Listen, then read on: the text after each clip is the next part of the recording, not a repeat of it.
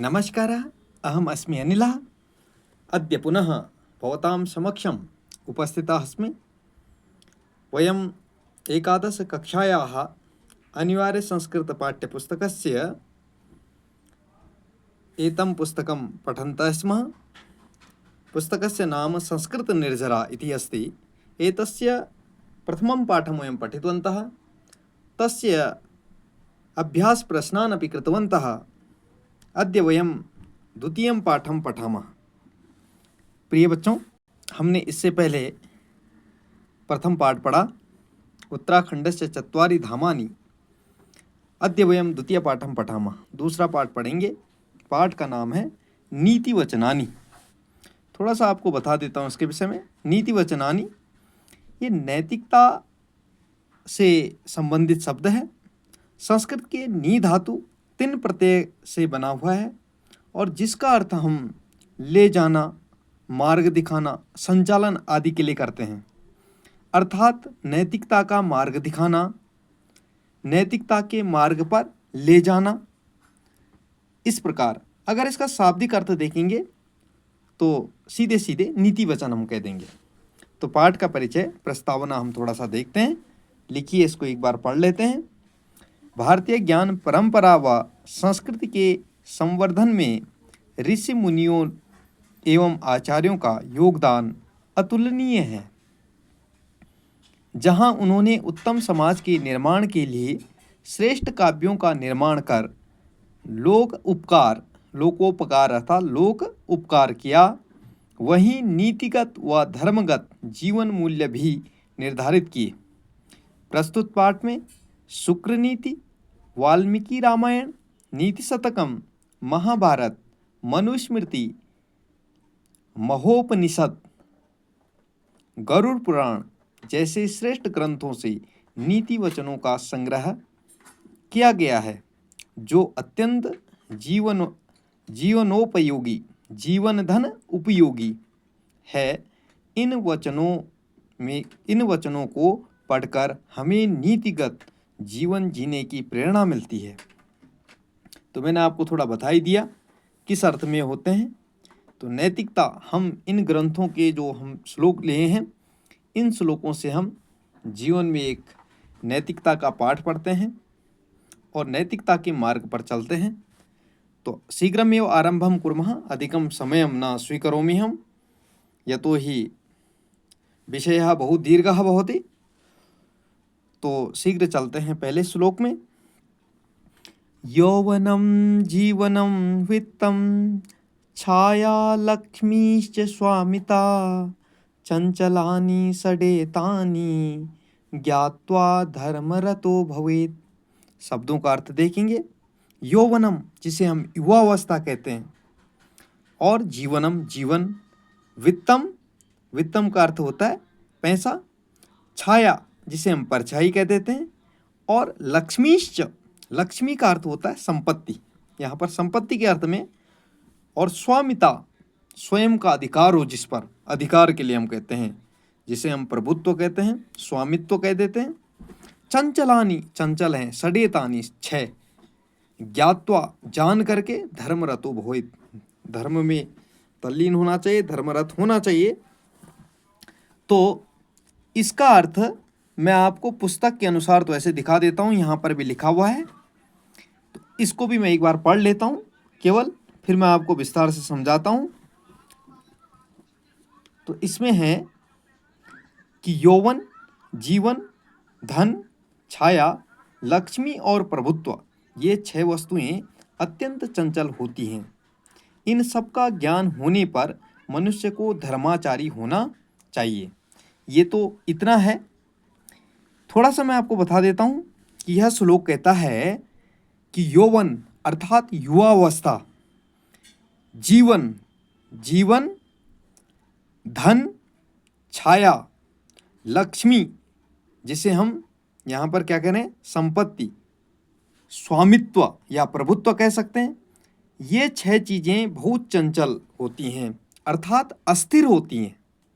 स्थिर नहीं होती हैं, अस्थिर होती हैं। इसलिए इन सब का ज्ञान होने पर, जब इन सब का ज्ञान हो जाए तो तो मनुष्य को धर्माचारी होना चाहिए। अर्थात जब उपरोक्त ये 6 चीज़ों की सच्चाई समझ जाएं तो धर्म में रत होना चाहिए। अर्थात अब धर्मरत का अर्थ क्या है? तो सच्चाई, न्याय और कर्मों का पालन, सच्चाई के मार्ग पर चलना, न्याय और अच्छे कर्मों का पालन करते रहना चाहिए। धर्म ही क्या है? सच्चा सहारा है। अब धर्म सच्चा सहारा तब बनेगा, इसीलिए कहा है धर्मरतो भवेत्। धर्मरतो का अर्थ थोड़ा सा हम अगर देखेंगे तो अर्थात सच्चाई, न्याय, अच्छे कर्मों का पालन करते रहना चाहिए। यही क्या है? यही धर्म है। तो ये अर्थ किताब के अनुसार तो आप पढ़ ही लेंगे, लेकिन मैंने आपको थोड़ा सा विस्तार से समझाया। इसकी हम अगर सीख की ओर जाएंगे तो यह श्लोक में हमें सीख मिलती है कि जीवन में अस्थिर चीज़ों के पीछे अंधी दौड़ न लगाकर धर्म, सदाचार और सत्य के मार्ग पर चलना चाहिए, क्योंकि वही हमारा जीवन का स्थायी आधार है। वही हमारा क्या है? जीवन का स्थायी आधार है। कौन है हमारे जीवन का स्थायी आधार? धर्म है, सदाचार है, सत्य का मार्ग है। तो दूसरा श्लोक शीघ्र ही देखते हैं। न कालस्यास्ति बंधुत्वं न हेतुर्न पराक्रमः न मित्र ज्ञाति संबंधा कारणं नात्मनो मनः कारणं नात्मनो वशः। क्षम्यतां। न मने नहीं, कालस्य, काल मतलब होता है समय का, अस्ति मने है, बंधुत्वम,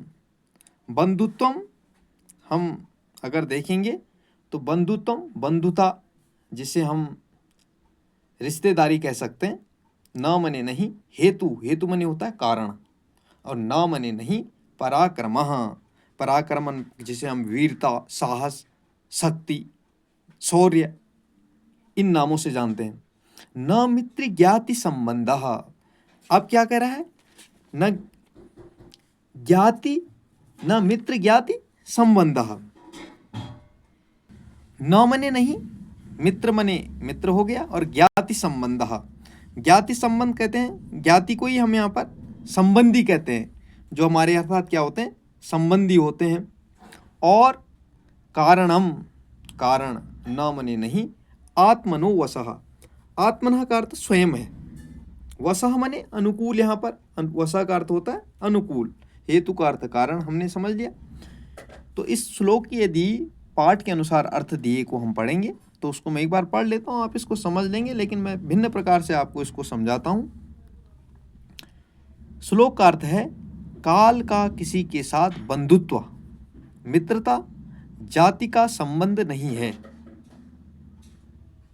और उस पर किसी का पराक्रम भी नहीं चल सकता है, क्योंकि काल किसी भी व्यक्ति के वश में नहीं है। विस्तार से यदि व्याख्या देखेंगे तो सीधे सीधे हम कह देंगे कि काल के प्रभाव को न तो कोई बंधु रोक सकता है, न ही कोई कारण, और न ही कोई पराक्रम माने कोई वीरता, साहस, शक्ति, शौर्य इत्यादि भी नहीं रोक सकती हैं। न मित्र और न ही परिचित सगे संबंधी, परिचित व्यक्ति भी नहीं, सगे संबंधी भी नहीं।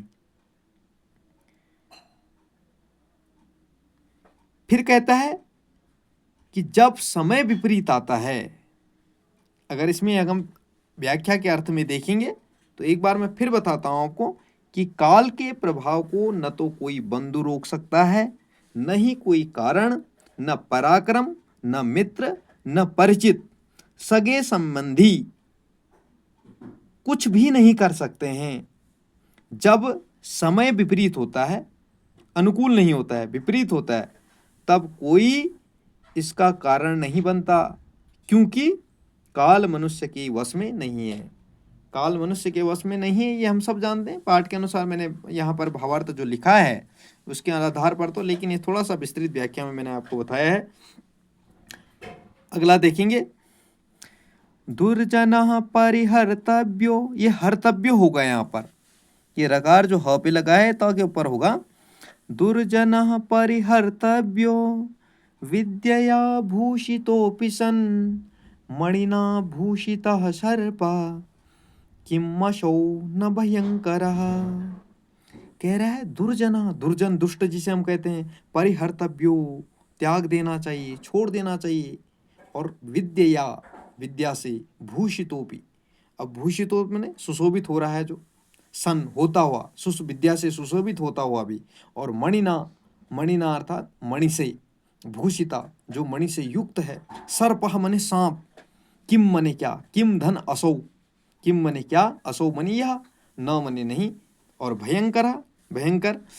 तो यहाँ पर देखेंगे अर्थ कहता है, मैं अर्थ आपको थोड़ा सा इसी के आधार पर थोड़ा यहाँ पर से पढ़ लेता हूँ। कह रहा है कि दुष्ट व्यक्ति विद्या से विभूषित होते हुए भी परित्याज्य है।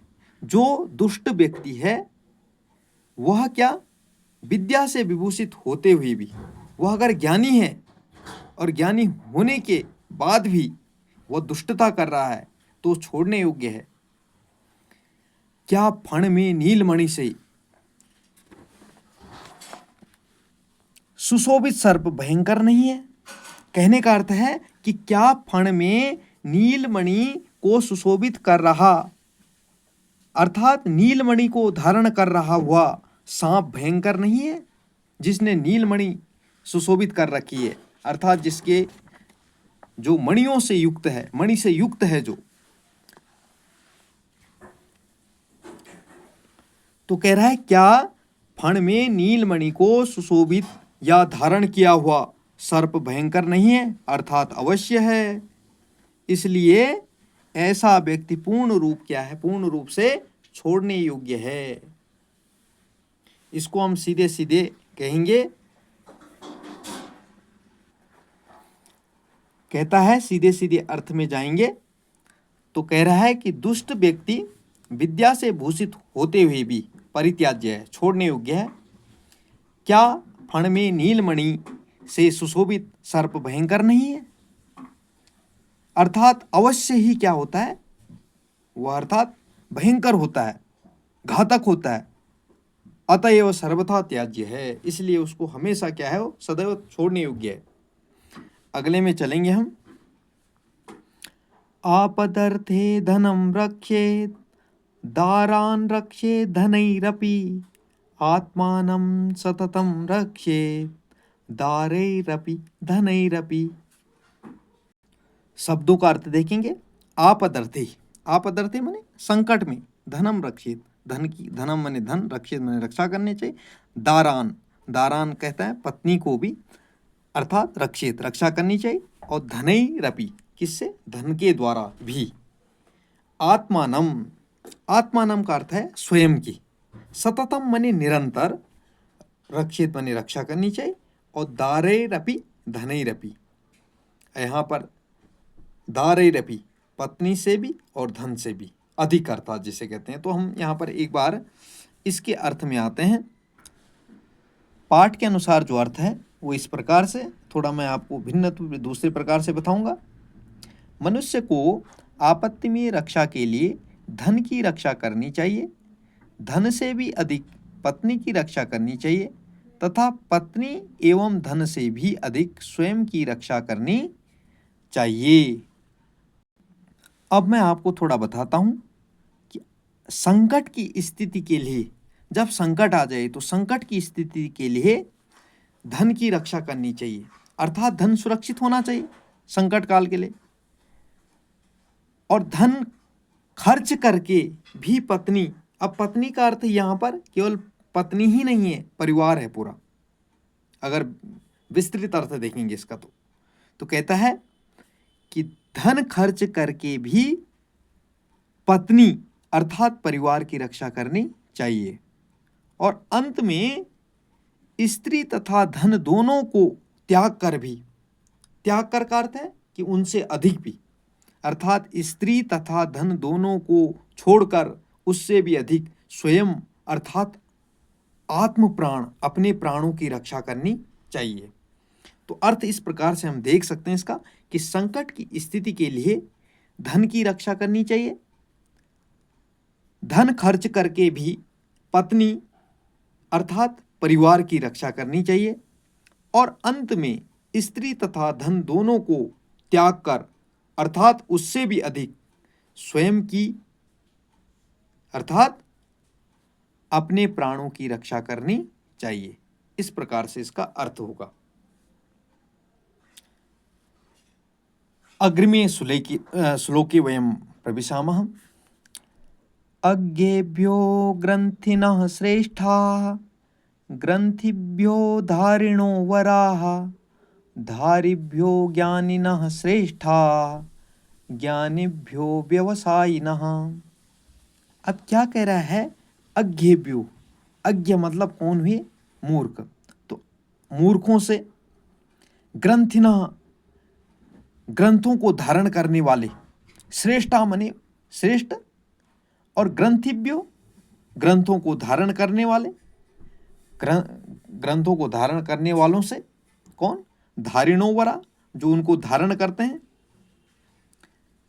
और फिर कह रहा है धारिभ्यो ज्ञानिनः श्रेष्ठा, धारण करने वालों से श्रेष्ठ कौन है? ज्ञानी है, ज्ञानिनः।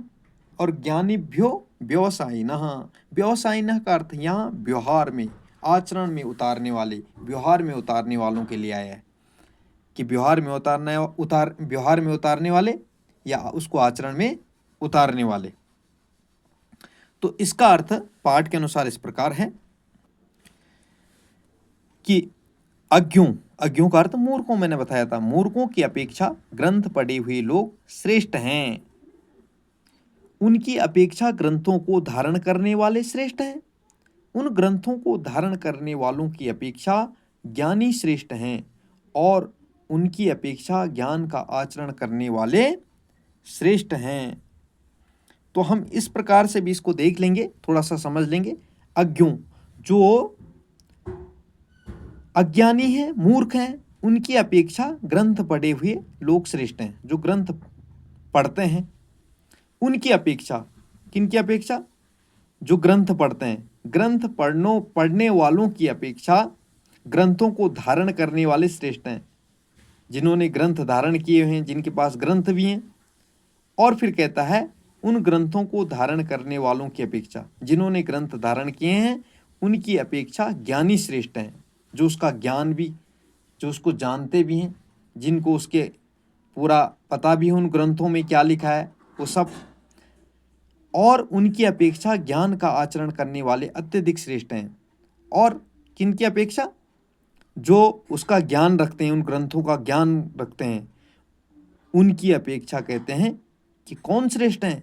जो उसको आचरण में उतारते हैं, अपने व्यवहार में उतारते हैं, वो उनसे श्रेष्ठ हैं। अगला है दुर्लभो विषयो त्यागो दुर्लभम तत्वदर्शनम दुर्लभा सहजावस्था सद्गुरु करुणाम विना। अब यहाँ पर श्लोक क्या कहता है? दुर्लभो, पाना, अर्थात किसी चीज को पाना, दुर्लभ जिसे कहते हैं। विषय त्यागो, अब विषय त्याग क्या है? विषयों का त्याग अर्थात इंद्रियों का सुख, इंद्रिय सुखों का त्याग दुर्लभ है, कहता है। और फिर क्या कह रहा है? दुर्लभम तत्व दर्शनम, दुर्लभम मने पाना कठिन है। क्या? तत्व दर्शनम, परमात्मा रूपी तत्व। और परमात्मा रूपी तत्व क्या है? परम सत्य का दर्शन करना भी क्या है? दुर्लभ है। जो परम सत्य है उसका दर्शन करना क्या है? दुर्लभ है। और फिर कहता है दुर्लभा सहजावस्था, दुर्लभ है कौन सी अवस्था? सरल अवस्था। अब सरल अवस्था वेदांत के अनुसार देखेंगे तो सहजावस्था उसे कहते हैं मन का शांत होना, वासनाएं समाप्त हो जाना, अहंकार लुप्त होना इत्यादि। इसको हम क्या कहते हैं? इसी को सहजावस्था कहते हैं। तो एक बार हम इसके अनुसार अर्थ देखेंगे। कहता है कि गुरु की कृपा, यहां पर कह रहा है कि गुरु की कृपा बिना विषयों का त्याग दुर्लभ है। अर्थात गुरु की कृपा के बिना विषयों का त्याग अर्थात इंद्रिय सुखों का त्याग क्या है? दुर्लभ है। और फिर कहता है कि तत्व दर्शन दुर्लभ है, अर्थात परमात्मा रूपी तत्व जो परम सत्य का दर्शन करना भी दुर्लभ है। फिर कहता है सहजावस्था, अर्थात सहजावस्था हमने कहा यहाँ पर सरल अवस्था, सरल अवस्था। अब यहाँ पर थोड़ा सा परमात्मा की प्राप्ति अत्यंत क्या है, दुर्लभ है, इस प्रकार से लिखा है सहजावस्था में। तो हम इसको ऐसे कह सकते हैं कि गुरु की कृपा के बिना सहजावस्था ये सब कब समाप्त हो जाता हमारा, कि सरल अवस्था कब बनती है, जब मन शांत होता है। मन शांत के लिए ज्ञान चाहिए, गुरु चाहिए। वासनाएं समाप्त होती हैं जब हमें ज्ञान मिलता है। अहंकार लुप्त कब होता है, जब गुरु मिलता है। तो ये कहता है यहाँ पर, इसके पाठ के अनुसार आप अर्थ कर सकते हैं और थोड़ा इसको विस्तार से भी बता सकते हैं। अगले श्लोक में हम चलेंगे। अंतिमः श्लोकः अस्ति वस्यश्च पुत्रोऽर्थकरी च विद्या अरोगिता सज्जनसंगतिश्च इष्टा च भार्या वशवर्तिनी च दुःखस्य मूलोद्धरणानि पंच। इसके शब्दों में जाएंगे तो शब्दों का अर्थ इस प्रकार से हम करेंगे इसका। तो वश्य, वश में रहने वाला, कौन, पुत्रो, पुत्र, जिसे हम वश में रहने वाला या आज्ञाकारी पुत्र कह देंगे। और अर्थकरीच विद्या, अर्थकरी माने धन प्रदान करने वाली, जिससे धन की प्राप्ति हो, ऐसी विद्या। और अरोगिता, अरोगिता हम जानते हैं रोग रहित जिसे कहते हैं, रोग रहित शरीर के लिए आया है कि शरीर कैसा होना चाहिए, रोग रहित होना चाहिए। और सज्जन संगतिश्च, और सज्जन लोगों की संगति, ये तो ज़्यादा विस्तार से बताने योग्य नहीं है, वैसे ही समझ में आ जाएगा। इष्टा, चाही, अर्थात मन के अनुकूल जिसे हम कहते हैं। और भार्या, भार्या का अर्थ पत्नी होता है। वशवर्तनी, अनुकूल, वशवर्तनी अर्थात अनुकूल रहने वाली जिसे हम कहते हैं। च मने और, दुख से, दुख का मूल, मूल का अर्थ समूल जिसे हम कहते हैं। और उद्धरणानी, मूलधन उद्धरणानी, उद्धरणानी का अर्थ है नष्ट करने वाली। तो पाठ के अनुसार अर्थ देखेंगे, इसको देखेंगे। यहां पर अर्थ है कि वश में रहने वाला अर्थात आज्ञाकारी पुत्र, और अर्थकरी विद्या अर्थात यहां पर इसको थोड़ा सा विस्तार देंगे, धन प्रदान करने वाली विद्या। आरोग्य युक्त शरीर, रोग रहित शरीर। सत्संगति, सज्जनों की संगति। तथा मनोकूल पत्नी, मन के अनुकूल चाही गई अर्थात पत्नी। ये 5 पुरुष के दुख को समूल नष्ट करने में समर्थ हैं। पुरुष कब सुखी है, जब ये 5 चीजें उसके अनुकूल रहेंगी। तो प्रियांशः बालाः वयं पाठं पठितवन्तः। एतस्य पाठस्य वयं संपूर्णमर्थम् अवगतवन्तः स्युः। आशा है कि आप इस पाठ का पूरा अर्थ समझ गए होंगे। यदि आपको वीडियो पसंद आए तो लाइक करें, शेयर करें और कमेंट करके कुछ नया हो सकता है उसके विषय में सुझाव दें। और यदि आप चैनल पर नए हैं तो चैनल को सब्सक्राइब कर दीजिए।